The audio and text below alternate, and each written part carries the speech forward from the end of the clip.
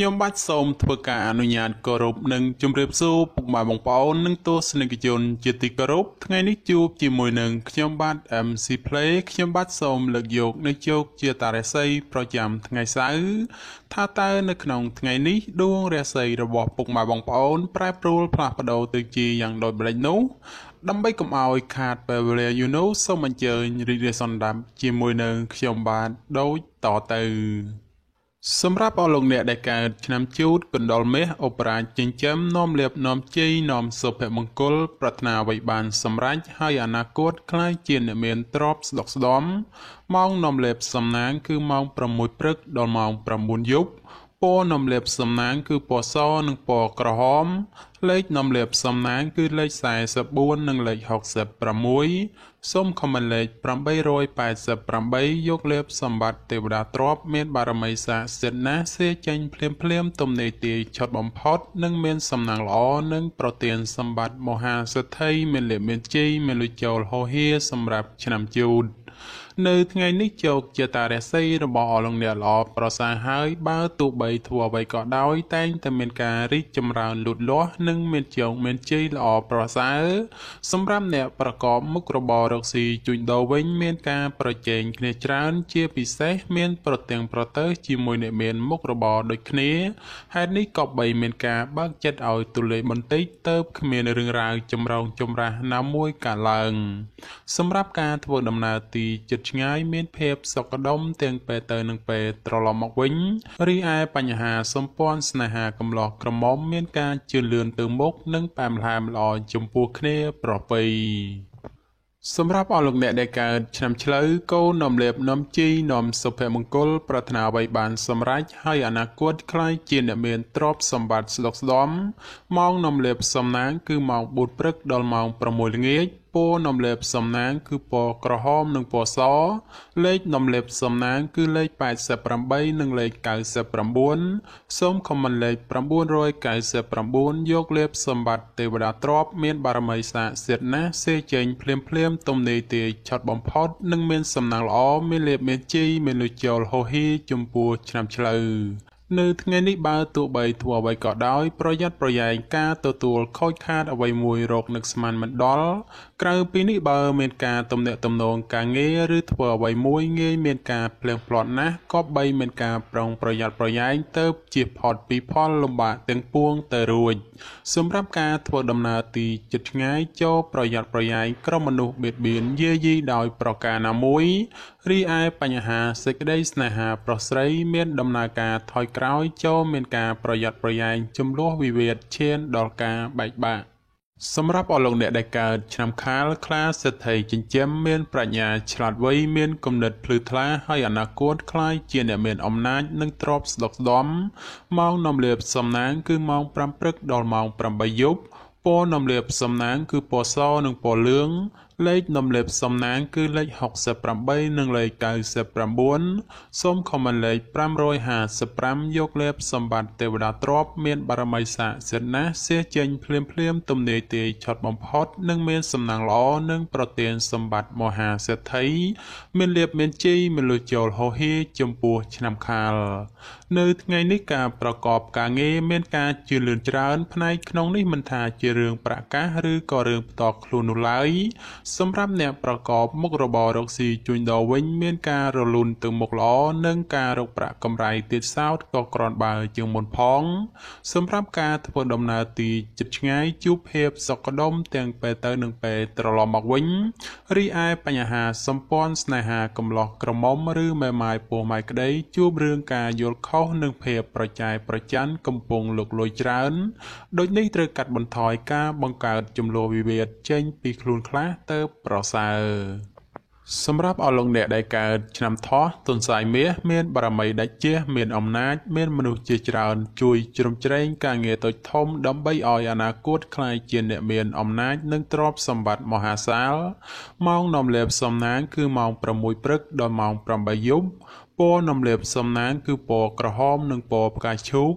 លេខនាំលាភសំណាងគឺលេខ72និងលេខ87សូមខមមិនលេខ168យកលាភសម្បត្តិមហាសេដ្ឋីមានបារមីស័ក្តិសិទ្ធិណាស់សេចេញភ្លាមទំនេរទាយឆុតបំផុត នឹងមានសំណាងល្អនិងប្រទានសម្បត្តិមហាសេដ្ឋីមានលៀបមានជ័យមានលុយចូលហោហៀចំពោះឆ្នាំថោះនៅថ្ងៃនេះបើលោកអ្នកមានការចាត់ចែងកិច្ចការងារចាស់ឬក៏កិច្ចការងារដែលនៅសេសសល់ពីមុនមកតែងតែផ្ដល់ផលល្អនៅពេលក្រោយវិញជានិច្ចចំពោះអ្នកប្រកបមុខរបររកស៊ីជួញដូរវិញមានការចម្រើនលូតលាស់ទៅមុខដូច្នោះជាឱកាសល្អក្នុងការផ្លាស់ប្ដូរមុខរបរឬបើកធ្វើចំនួនតូចធំបំផុតសម្រាប់ការធ្វើដំណើរទីជិតឆ្ងាយជួបសេចក្តីសុខក្សេមក្សាន្តដោយសពមួយដងរីឯបញ្ហាសម្ព័ន្ធស្នេហាប្រុសស្រីមានភាពយកចិត្តទុកដាក់និងផ្អែមល្ហែមល្អចំពោះគ្នាប្រពៃសម្រាប់អស់លោកអ្នកដែលកើតឆ្នាំរោងពោះអ្នកក្រេតមន្ត្រីចិញ្ចឹមធ្វើកិច្ចការងារអ្វីមួយអ្នកតែងតែមានគំនិតជ្រះថ្លាប្រាថ្នាអ្វីបានសម្រេចហើយការងារតូចធំតែងតែមានអ្នកគ្រប់គ្រងទំនុកបំរុងសពគ្រប់បែបយ៉ាងម៉ោងនាំលេបសំណាងគឺម៉ោង5ព្រឹកដល់ម៉ោង8យប់ពណ៌នំលាបសំណាងគឺពណ៌ប្រផេះនិងពណ៌ក្រហមលេខនំលាបសំណាងគឺលេខ58និងលេខ67សូមខមមិនលេខ168យកលាបសម្បត្តិអុកញ៉ាមានបារមីស័ក្តិសិទ្ធិណាស់សេចេញភ្លាមទំនេរទេឆត់បំផុតនិងមានសំណាងល្អនិងប្រទានសម្បត្តិមហាសេដ្ឋីមានលាបមានជ័យមានលុយចូលហោហៀចំពោះឆ្នាំរោងនៅថ្ងៃនេះបើទោះបីធ្វើអ្វីក៏ដោយតែងតែមានការជឿនលឿនគួរសមម្លោះហើយរាល់កិច្ចការងារបើលោកអ្នកសម្រុកធ្វើតែងតែបានជោគជ័យត្រឡប់មកវិញសម្រាប់អ្នកប្រកបមុខរបររកស៊ីជួញដូរវិញឃើញថាទាំងការជួញទីជិតឆ្ងាយមានភាពលំនឹងល្អពោលគឺមិនមានអ្វីប្រែប្រួលដូចជាទីគាត់សំកនោះទេសម្រាប់ការធ្វើដំណើរទីជិតឆ្ងាយមានភាពប្រទាំងប្រទើនិងបញ្ហារត់ចូលច្រើនក៏បីមានការប្រុងប្រយ័ត្នប្រយែងរីឯបញ្ហាសម្ព័ន្ធស្នេហាកំឡោះក្រមុំព្រោះតែពេលនេះមានរឿងរ៉ាវចូលមកកកផ្លូវចិត្តធ្វើឲ្យកើតមានការប្រទាំងប្រទើគ្នាច្រើនសម្រាប់អស់លោកអ្នកដែលកើតឆ្នាំម្សាញ់ពស់ទេវតាចិញ្ចឹមមានលៀបមានជ័យមានមនុស្សជាច្រើននាំគ្នាស្រឡាញ់រាប់អានសាទរម៉ោងនាំលៀបសំណាងគឺម៉ោង6ព្រឹកដល់ម៉ោង7យប់ពណ៌នាំលៀបសំណាងគឺពណ៌ខ្មៅនិងពណ៌សលេខនាំលេបសំណាងគឺលេខ56និងលេខ85សូមខមមិនលេខ999យកលេបសម្បត្តិមហាទ្រព្យលុយរយលានមានបារមីស័ក្តិសិទ្ធិណាស់សេចេញភ្លាមទំនេរទេឆត់បំផុតនិងមានសំណាងល្អនិងប្រទានសម្បត្តិមហាសេដ្ឋីមានលៀបមានជ័យមានលុយចូលហោហៀចំពោះឆ្នាំម្សាញ់នៅថ្ងៃនេះលោកអ្នកធ្វើអ្វីក៏ដោយតែងតែមានការប្រុងប្រយ័ត្នប្រយែងនិងយកចិត្តត្រជាក់ដាក់ខ្លួនឲ្យបានកម្រិតខ្ពស់ទើបមិនមានបញ្ហាចោទឡើងសម្រាប់អ្នករកស៊ីជួញដូរមិនត្រូវបោះទុនអ្វីមួយដោយតក់ក្រហល់ឡើយបើពុំនោះទេនឹងជួបរឿងសោយអស់ប្រាក់កាក់ពីខ្លួនហើយត្រូវមកដេកសោកស្ដាយពុំខានសម្រាប់ការធ្វើដំណើរទៅទិសឦសានឲ្យប្រយ័ត្នប្រយែងបញ្ហាក្រក់ចូលយាយីបន្តិចរីឯសម្ព័ន្ធស្នេហាកំឡោះក្រមុំមានដំណើរការប្រែប្រួលផ្លាស់ប្ដូរពីព្រោះងាយទាំងផ្អែមល្ហែមហើយក៏ងាយនឹងទាស់ទែងគ្នាដែរសម្រាប់អស់លោកអ្នកដែលកើតឆ្នាំមុំមីសេះមេតបចិញ្ចឹមនាំលៀបនាំជ័យនាំសុភមង្គលប្រាថ្នាអ្វីបានសម្រេចហើយអនាគតខ្លាចជាអ្នកមានទ្រព្យសម្បត្តិស្ដុកស្ដំម៉ោងនាំលៀបសំណាងគឺម៉ោង6ព្រឹកដល់ម៉ោង7យប់ពណ៌នាំលៀបសំណាងគឺពណ៌ខ្មៅនិងពណ៌ក្រហមលេខនាំលៀបសំណាងគឺលេខ47និងលេខ56សូមខមមិនលេខ168យកលៀបសម្បត្តិទេវតាទ្រព្យមានបារមីស័ក្តិសិទ្ធិណាស់សេចេញភ្លាមទំនេរទេឆត់បំផុតនិងមានសំណាងល្អនិងប្រទានសម្បត្តិមហាសេដ្ឋីមានលៀបមានជ័យមានលុយចូលហោហៀចំពោះឆ្នាំមុំមីនៅថ្ងៃនេះដំណើរជីវិតរបស់អស់លោកអ្នកល្អប្រសើរប៉ុន្តែយ៉ាងណាសម្រាប់ស្ត្រីនៅមានគ្រោះយាយីនៅឡើយដូចនេះទោះធ្វើអ្វីតែងតែមានការមិនភ្លឺថ្លាដោយកបបំណងប៉ុន្មាននោះទេសម្រាប់អ្នកប្រកបមុខរបររកស៊ីជួញដូរក្នុងថ្ងៃនេះដែរបើចង់បោះទុនតូចធំមិនមានអ្វីទាស់ខុសទេព្រោះថាផលជាផ្លែផ្កាដែលទទួលបានមកវិញក៏សំដូចប្រកបមួយចំនួនផងសម្រាប់ការធ្វើដំណើរទីជិតឆ្ងាយជួបសេចក្តីសុខក្សេមក្សាន្តដោយសពមួយដងរីឯសម្ព័ន្ធស្នេហាកំឡោះក្រមុំមានភាពស្រស់ស្រាយនិងផ្អែមល្ហែមប្រៀបដូចជាត្រីក្នុងទឹកនៃរដូវវស្សា សម្រាប់អស់លោកអ្នកដែលកើតឆ្នាំមុំមេពពែមាសមានបារមីដែលជះឈ្នះអមេសត្រូវប្រាថ្នាអ្វីបានសម្រេចនឹងអនាគតក្លាយជាសេដ្ឋីគេហបតីឬក៏អ្នកមានជាន់ខ្ពស់ម៉ោងនាំលេបសំណាងគឺម៉ោង6ព្រឹកដល់ម៉ោង8យប់ពណ៌នាំលេបសំណាងគឺពណ៌លឿងនិងពណ៌សលេខនាំលេបសំណាងគឺលេខ52និងលេខ67សូមខមមិនលេខ777យកលេបសម្បត្តិអ្នកមានជាន់ខ្ពស់មានបារមីស័ក្តិសិទ្ធិណាស់សេចេញភ្លាមទំនេរទេឆុតបំផុតនិងមានសំណាងល្អនិងប្រទានសម្បត្តិមហាសេដ្ឋីមានលេបមានជ័យមានលុយចូលហោហៀចំពោះឆ្នាំមុំមេនៅថ្ងៃនេះបើទោះបីលោកអ្នកធ្វើអ្វីក៏ដោយតែងតែមានការគិតមុខគិតក្រោយពីព្រោះថាផលអាក្រក់នោះងាយកាត់ឡើងជាងសពមួយដងសម្រាប់អ្នកប្រកបមុខរបររកស៊ីជួញដូរនៅថ្ងៃនេះមុននឹងចង់ចោះទុនធ្វើអ្វីមួយត្រូវតែចេះគិតគូរឲ្យបានច្បាស់លាស់ជាមុនសិនមុននឹងអនុវត្តជាក្រោយទើបអាចទទួលបានផលល្អ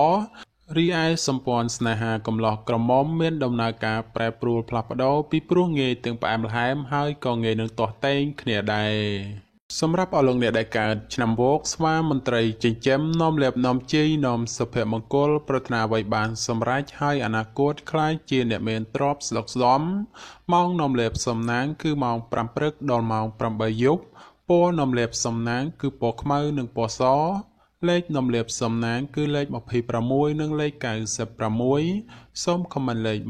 168យកលេបមហាសំពៅលួងមានបារមីស័ក្តិសិទ្ធិណាស់សេចេញភ្លាមទំនេរទេឆុតបំផុតនិងមានសំណាងល្អនិងប្រទានសម្បត្តិមហាសេដ្ឋីមានលេបមានជ័យមានលុយចូលហោហៀចំពោះឆ្នាំវោកនៅថ្ងៃនេះបើទោះបីប្រកបកិច្ចការងារអ្វីលោកអ្នកងាយមានការប៉ះទង្គិចជាមួយមនុស្សនៅក្បែរខ្លួនណាក៏បីមានការប្រុងប្រយ័ត្នប្រយែងបន្តិចទៅពុំមានបញ្ហាចម្រូងចម្រាសណាមួយកើតឡើងសម្រាប់ការរស់នៅក្នុងរង្វង់គ្រួសារត្រូវតែចេះអត់ឱនឲ្យគ្នាទៅមានភាពសុខដុមនិងប្រកាសមិនសូវហូរធ្លាក់ចេញ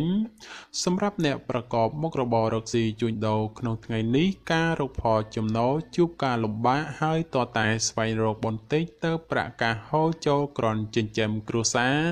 រីឯសម្ព័ន្ធស្នេហាកំឡោះក្រមុំមានការជឿនលឿនទៅមុខនិងមានភាពផ្អែមល្ហែមល្អចំពោះគ្នាប្រពៃសម្រាប់អស់លោកអ្នកដែលកើតឆ្នាំរកាមន់មាសប្រាក់នាំលេបនាំសំណាងអបរាជចិញ្ចឹមមានសំណាងល្អឈ្នះអមេសត្រូវប្រាថ្នាអ្វីបានសម្រេចនឹងអនាគតខ្លាយជាសេដ្ឋីគេហបតីឬក៏អ្នកមានជាន់ខ្ពស់ម៉ោងនាំលេបសំណាងគឺម៉ោង5ព្រឹកដល់ម៉ោង7យប់ពណ៌នាំលេបសំណាងគឺពណ៌លឿងនិងពណ៌សលេខនាំលេបសំណាងគឺលេខ85និងលេខ92សូមខមមិនលេខ168យកលេបសម្បត្តិអ្នកមានជាន់ខ្ពស់មានបារមីស័ក្តិសិទ្ធិណាស់សេចេញភ្លាមទំនេរទេឆុតបំផុតនិងមានសំណាងល្អនិងប្រទានសម្បត្តិមហាសេដ្ឋីមានលេបមានជ័យមានលុយចូលហោហៀចំពោះឆ្នាំរកានៅថ្ងៃនេះផ្ដល់ផលល្អសម្រាប់ការសម្រេចចិត្តការងារឬក៏បណ្ដាក់ទុនរកស៊ីក្នុងរឿងអ្វីមួយពីព្រោះថាផលជាផ្លែផ្កាឆ្លើយតបមកវិញគ្រាន់ជាទីពេញចិត្តជានិច្ចបើជាអ្នកប្រកបមុខរបររកស៊ីជួញដូរមានការលក់ចេញទិញចូលគ្រាន់រស់រវើកគួរសមហើយបើចង់ចរចារឿងអ្វីមួយតែងតែផ្ដល់ផលសម្រេចជានិច្ច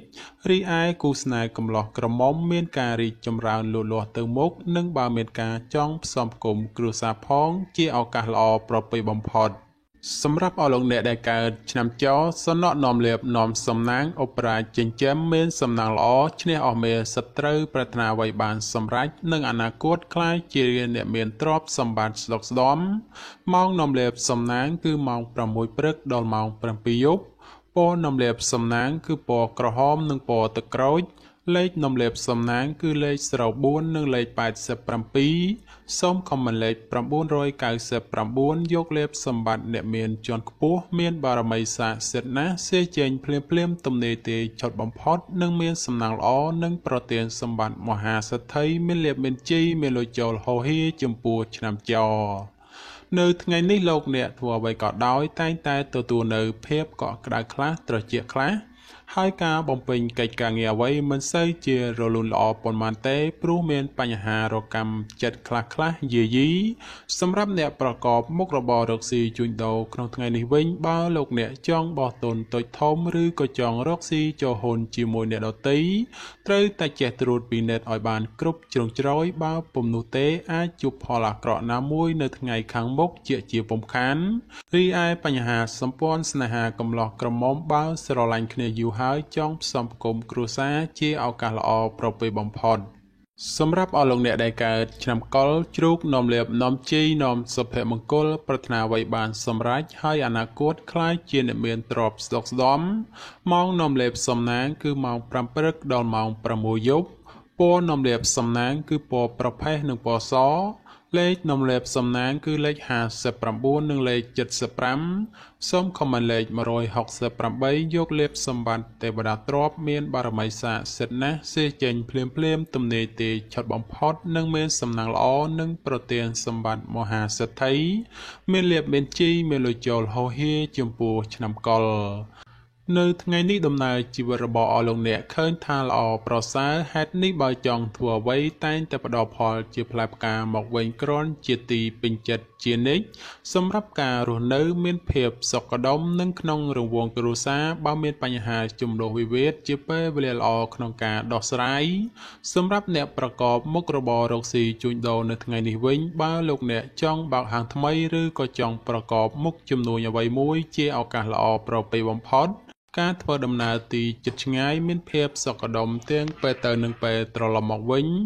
តែបញ្ហាសម្ព័ន្ធស្នេហាកំឡោះក្រមុំបានស្គាល់ចិត្តស្គាល់ថ្លើមគ្នាយូរហើយជាឱកាសល្អក្នុងការផ្សំផ្គុំគ្រួសារបំផុត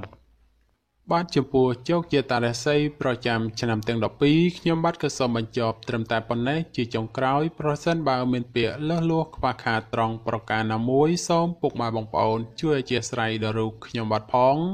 ហើយខ្ញុំបាទក៏សូមអរគុណនិងសូមជម្រាបលា